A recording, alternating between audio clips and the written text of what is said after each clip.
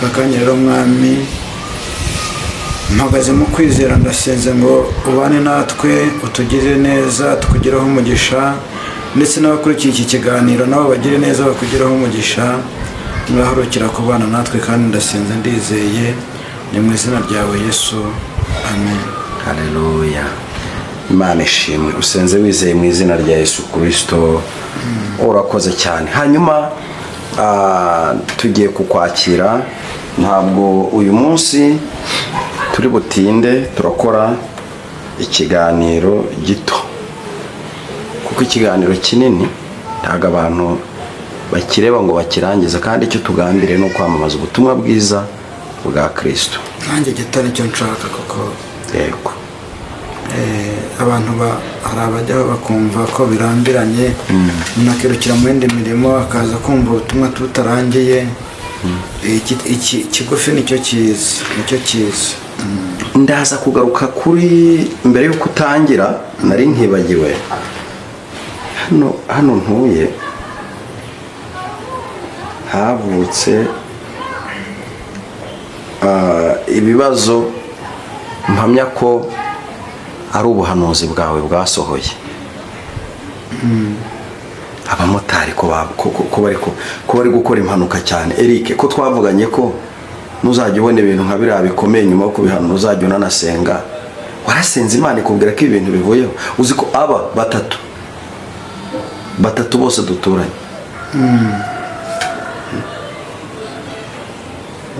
bamaze kugongwa.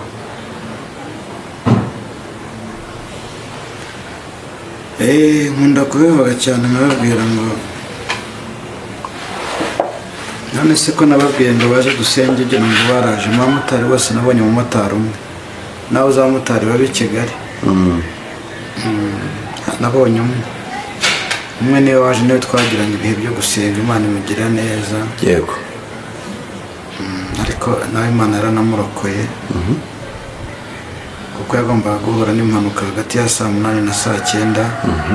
Ariko ayo masaha twari turi kumwe Imana itubwira ko imugiriye neza, yamuhagazeho kugira ngo isoze kwifuza kwe ko kuba yari kuza gusenga uwo munsi. Nibyo rero impanuka zirahari ni nyinshi nk'uko nabivuze. Nibyo ndimo nkubwira, ahubwo tukora ikiganiro gitoya tubivugeho cyane kuko mesaje zo zirahari. Yego. Zirahari zijyanye n'impanuka, izijyanye n'uko abantu baticishije bugufi, izijyanye n'uko abakomeye batsikamiye aboroheje. Yego. Ubwo ndavuga mu bihugu byose ku isi birumvikana. Ni mesaje rero urumva zikakaye, ni mesaje zikomeye. Niyo mpamvu guseka ntacyo mba ngomba guseka kuko nta byiza Imana yanyeretse bituma nseka.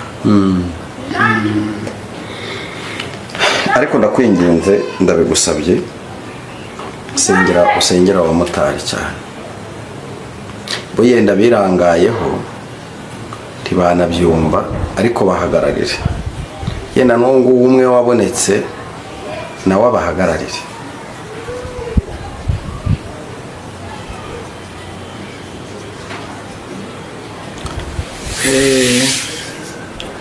Narakubwiye ngo buriya gusengera umuntu, abantu turabasengera, ntabwo twabona ibintu tubure kubisengera. Ariko bura gusengera umuntu utisengera, kandi noneho umuntu udashaka gusenga biragoye. Ngiye mpagarara mu kwizera kwawe musengera.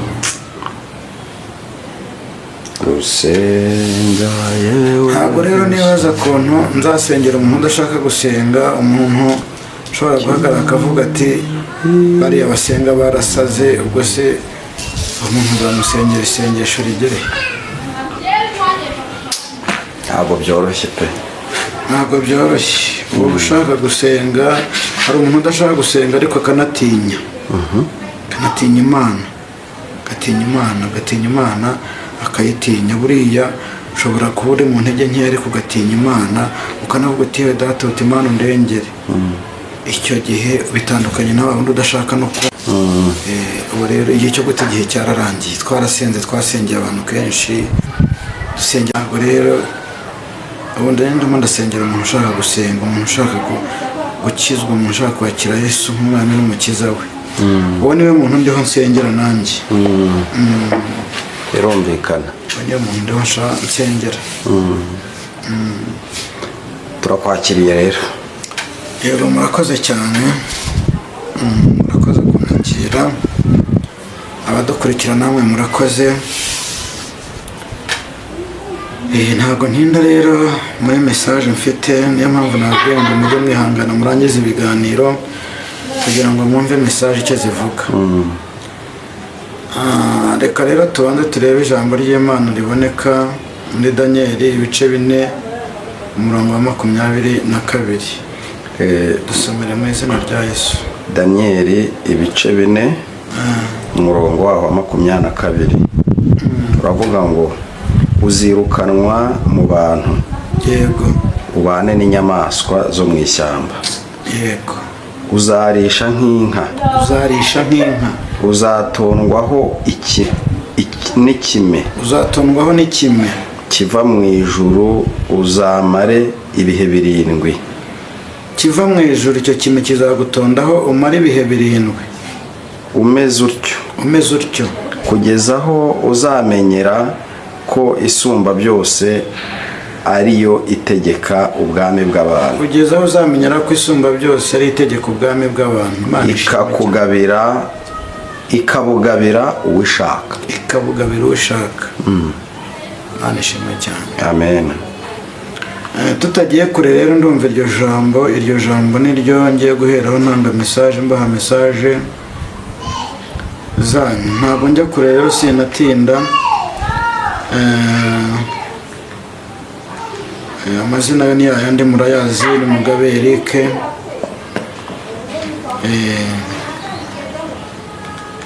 Ndasenga, ndi umunyamasengesho, nkunda gusenga, nawe nkwifurije gukunda gusenga.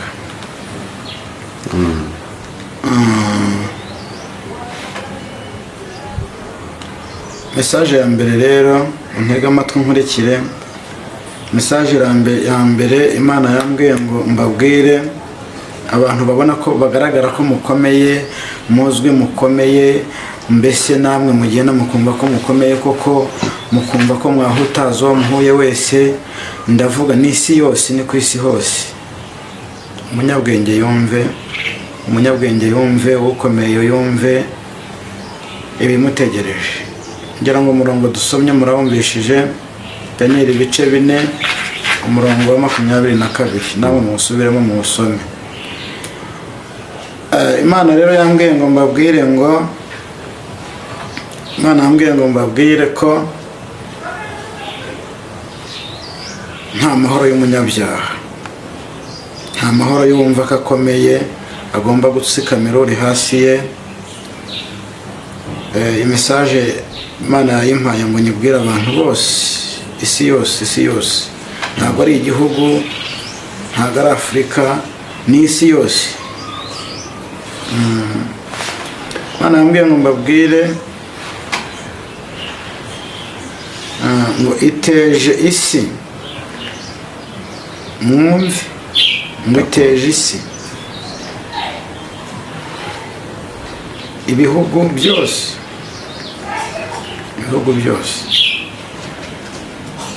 ibitejemo umuyaga mwinshi n'igihu kibuditse cyane, kitagaragara, ariko abasenze Imana, babandi basenze batsikamiwe cyane, abo ngabo Imana izababera umucyo, bo bazareba imbere habo, ariko bari abatsikamiye, abari munsi yabo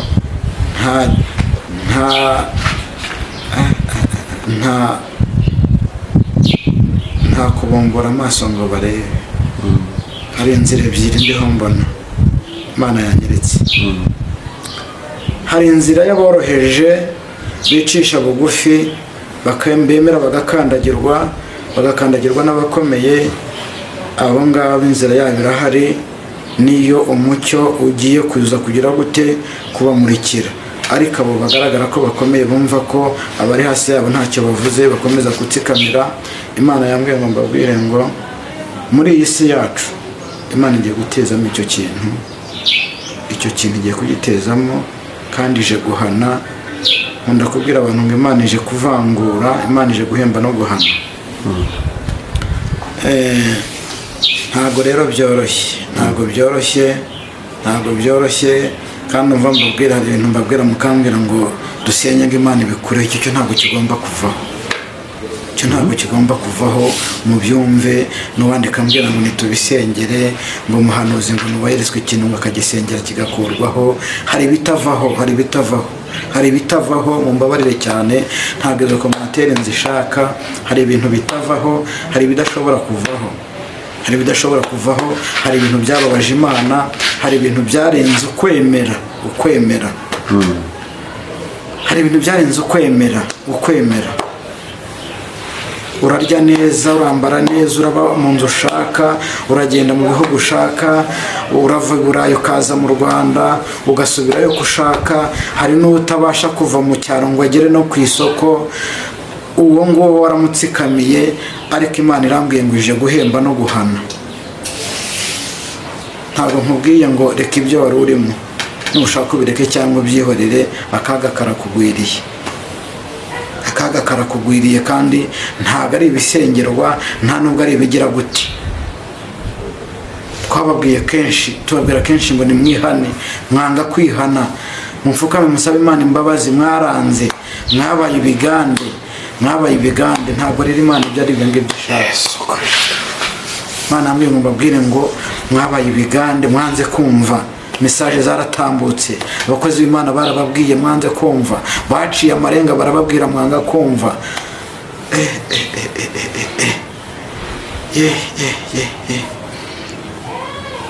Ntabwo navanga Imana ibarengere, ahubwo Imana iturengere. Abasenga Imana iturengere, kandi mukomeze musenge muri maso, abandi nimubareke. Muri Zaburi igice cya mbere umurongo wa mbere, haravanga ngo hahirwa umuntu, nibyo, udakurikiza imigambi y'ababi, ntahagarare mu nzira z'abanyabyaha. Hahirwa umuntu udakurikiza imigambi y'ababi, ntahagarare mu nzira y'abanyabyaha, ntiyicarane n'abakobanyi. Ahubwo amategeko y'Uwiteka niyo yishimira, kandi amategeko ye niyo yibwira ku manywa na nijoro. Uwo azahwana n'igiti cyatewe hafi y'umugezi, cyera imbuto zacyo mu gihe cyacyo, ibibabi byacyo ntibyuma. Icyo azakora cyose kizamubera cyiza. Ababi ntibamera batyo, ngo ababi bo ntabwo bamera batyo, ahubwo bahwana n'umurama utumurwa n'umuyaga. Nicyo gituma ababi bazatsindwa ku munsi w'amateka, n'abanyabyaha bazatsindwa mu iteraniro ry'abakiranutsi. Kuko Uwiteka azi inzira y'abakiranutsi, ariko inzira y'ababi izabarimbura. Uko ni ukuri. Ntabwo mvuga byinshi mu kiganiro, nta mesaje. Umva ikindi, izi mpanuka tugomba gusengera impanuka. Nabonye impanuka. Ikindi cya kabiri, irindi yerekwa rya kabiri, Imana yambwiye ngo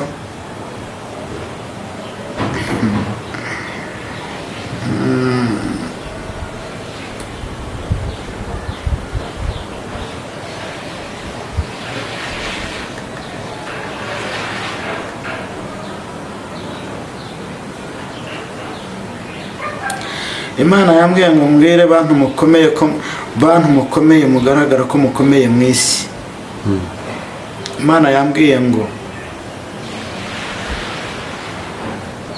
ibyanyu ngo naho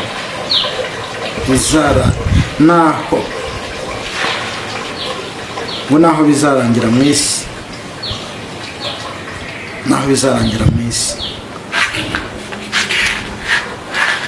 ibyanyu bizarangirira mu isi, kuko niyo mwakoreye. Yarabakomanze ubwa mbere, bakomanga ubwa kabiri, bakomanga ubwa gatatu, mwanga kumva. Mwahisemo isi rero ngo niyo mugiye kubona.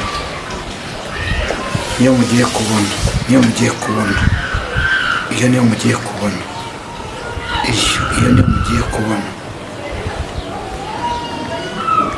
Imana yambwiye ngo ije guhemba no guhana. Yabakomanze ubwa mbere, bakomanga ubwa kabiri, ngo yewe mwana w'umuntu ihane, mwanga kwihana. Nta gihe mutabwirijwe, nta gihe mutumvise.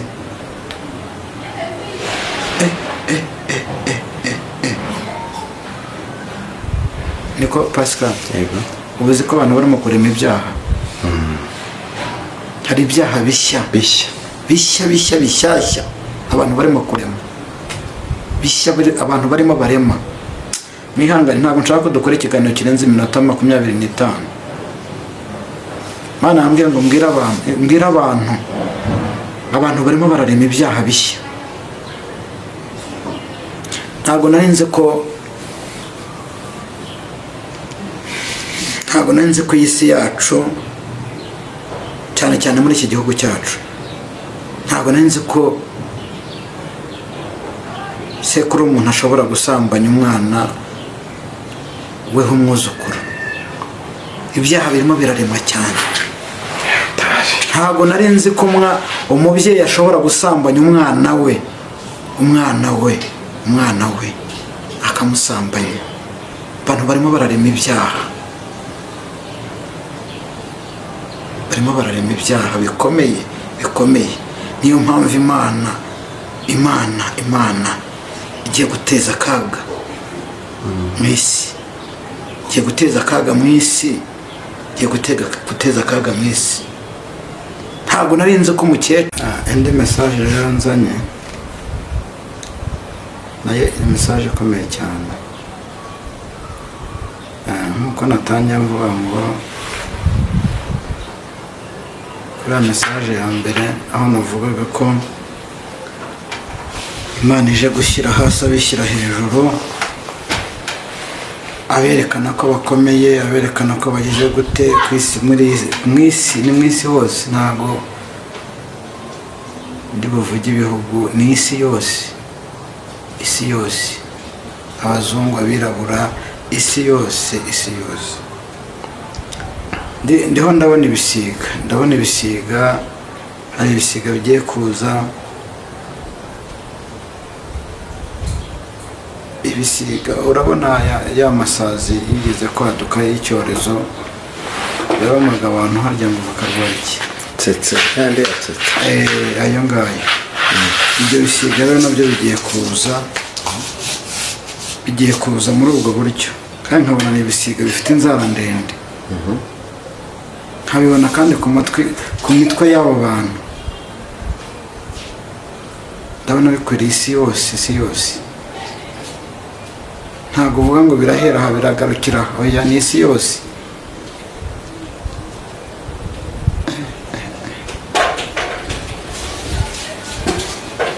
Yewe birakomeye. Birakomeye,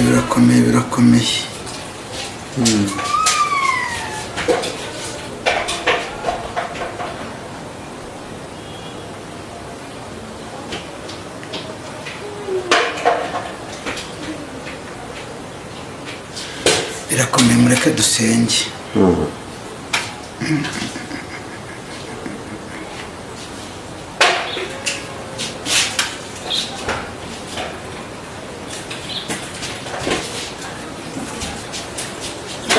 wabonaga se biri mu biki nyine? Tubwire neza. Rega nanone iyerekwa y'uriciyemo kabiri, ndabona hari aho ugera ugaceceka, ariko tubwira amaherezo y'ibyo bisiga. Mbona amaherezo y'ibyo bisiga sinumva nyine. Ntabwo n'amahoro nkunda kubwira abantu, bari mu mwuka. Amaherezo y'ibyo bisiga, bisiga ntuzi ko birya abantu. Ariko akenshi birya bapfuye. Nese ubwo hari ubuzima bafite aba bantu. Birakomeye, ntabwo byoroshye. Ntabwo byoroshye. Ikindi kandi abantu barimo bararema ibyaha, niyo mpamvu ibyo byose biriho biza. Abantu barimo bararema ibyaha umuntu asambanya umwana yabyaye, sekuru w'umuntu asambanya umwana yabereye sekuru. Mbese ibyaha byariyongereye, ibyaha byabaye byinshi, abantu barimo baradukana ibyaha bikomeye cyane, bikomeye cyane.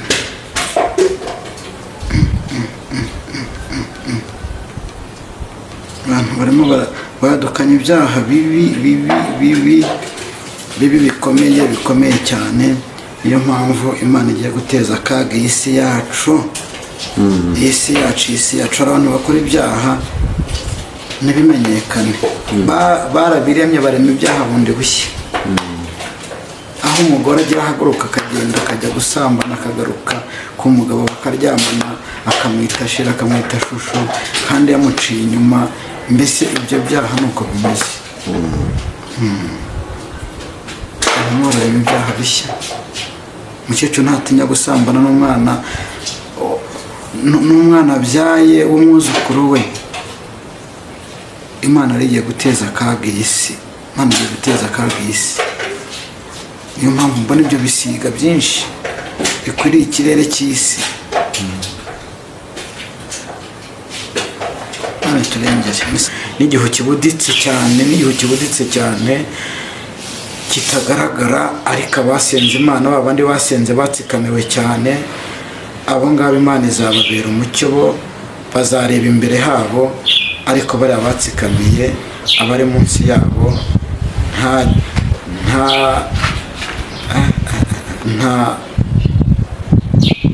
nta kubumbura amaso ngo barebe. Hari inzira ebyiri ndiho mbona Imana yanyeretse. Hari inzira y'aboroheje bicisha bugufi, bemera bagakandagirwa n'abakomeye. Abo ngabo inzira yabo irahari, niyo umucyo ugiye kuza kugira gute kubamurikira. Ariko abo bagaragara ko bakomeye, bumva ko abari hasi yabo ntacyo bavuze, bakomeza gutsikamira. Imana yambwiye ngo mbabwire ngo muri iyi si yacu Imana igiye gutezamo icyo kintu igiye kugitezamo, kandi ije guhana. Nkunda kubwira abantu ngo Imana ije kuvangura, Imana ije guhemba no guhana. Ntabwo rero byoroshye, kandi umva mbabwira, hari ibintu mbabwira mukambwira ngo dusenye ngo Imana ibikure. Icyo ntabwo kigomba kuvaho, mu byumve. N'uwandika ambwira ngo nitubisengere, ngo umuhanuzi ngo nubahirizwe ikintu ngo akagisengera kigakurwaho. Hari ibitavaho, mumbabarire cyane, ntabwo izo komantere nzishaka. Hari ibintu bitavaho, hari ibidashobora kuvaho, hari ibintu byababaje Imana, hari ibintu byarenze ukwemera. Hari ibintu byarenze ukwemera. Urarya neza, urambara neza, uraba mu nzu ushaka, uragenda mu bihugu ushaka, urava i Burayi ukaza mu Rwanda, ugasubirayo uko ushaka. Hari n'utabasha kuva mu cyaro ngo agere no ku isoko. Uwo nguwo waramutsikamiye, ariko Imana irambwiye ngo ije guhemba no guhana. Ntabwo nkubwiye ngo reka ibyo wari urimo, nushaka ubireke cyangwa ubyihorere. Akaga karakugwiriye, kandi ntabwo ari ibisengerwa, nta nubwo ari ibigira gute. Tubabwira kenshi ngo nimwihane, mwanga kwihana, mupfukame musabe Imana imbabazi. Mwaranze, mwabaye ibigande. Ntabwo rero Imana ibyo ari ibyo ishaka. Imana yambwiye ngo mbabwire ngo mwabaye ibigande, mwanze kumva. Mesaje zaratambutse, abakozi b'Imana barababwiye mwanze kumva, baciye amarenga barababwira mwanga kumva.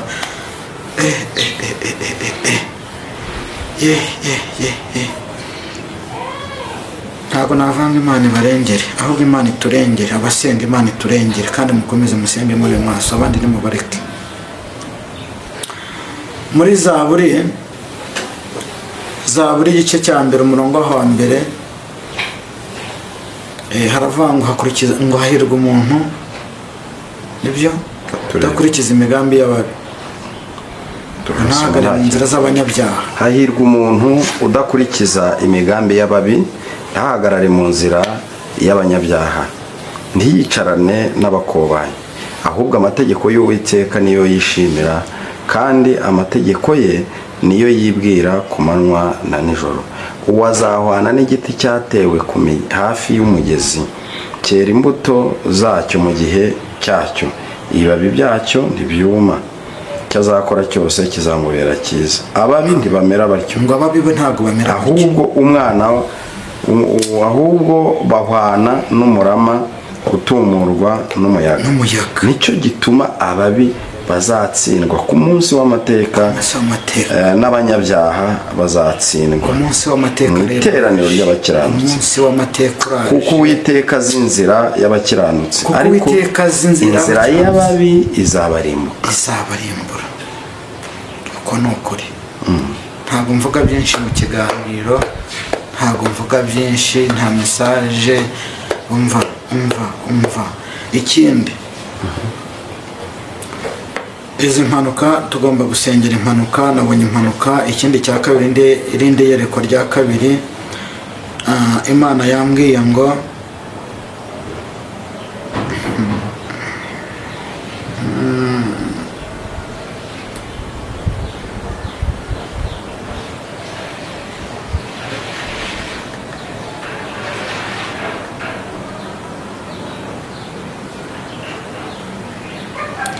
Imana yambwiye ngo mbwire bantu mukomeye mugaragara ko mukomeye mu isi. Imana yambwiye ngo ibyanyu ngo naho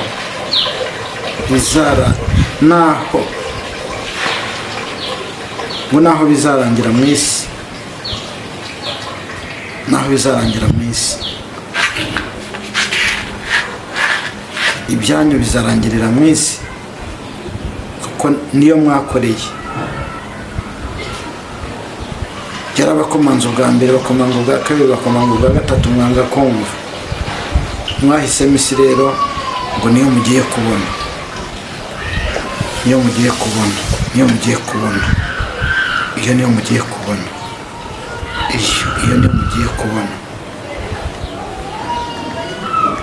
Imana irambwira ngo ije guhemba no guhana. Yabakomanze ubwa mbere, bakomanga ubwa kabiri, ngo yewe mwana w'umuntu ihane. Mwanga kwihana, nta gihe mutabwirijwe, nta gihe mutumvise.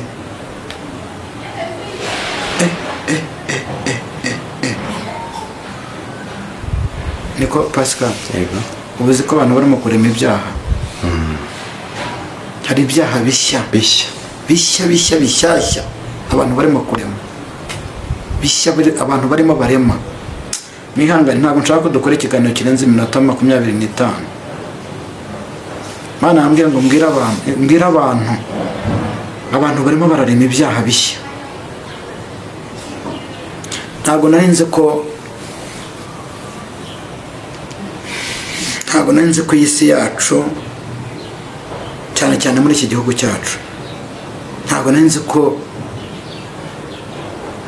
sekuru umuntu ashobora gusambanya umwana we w'umwuzukuru. Ibyaha birimo birarema cyane. Ntabwo nari nzi ko umubyeyi ashobora gusambanya umwana we akamusambanya. Abantu barimo bararema ibyaha, bikomeye. Niyo mpamvu Imana igiye guteza akaga mu isi,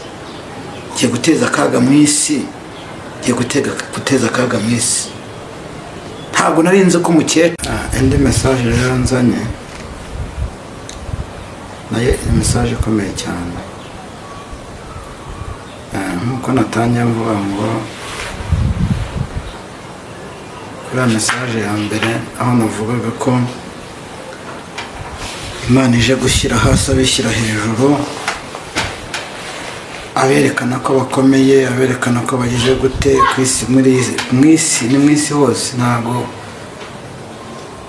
ndi buvuge ibihugu, ni isi yose,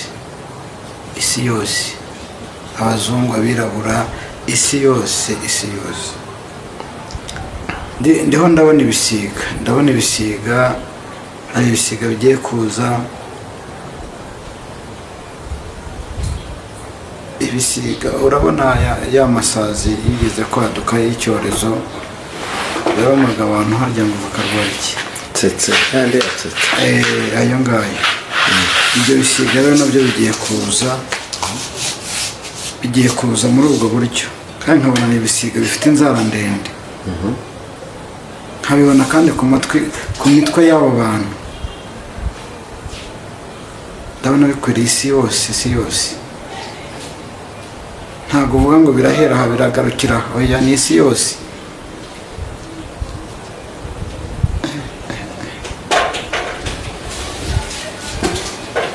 yewe birakomeye.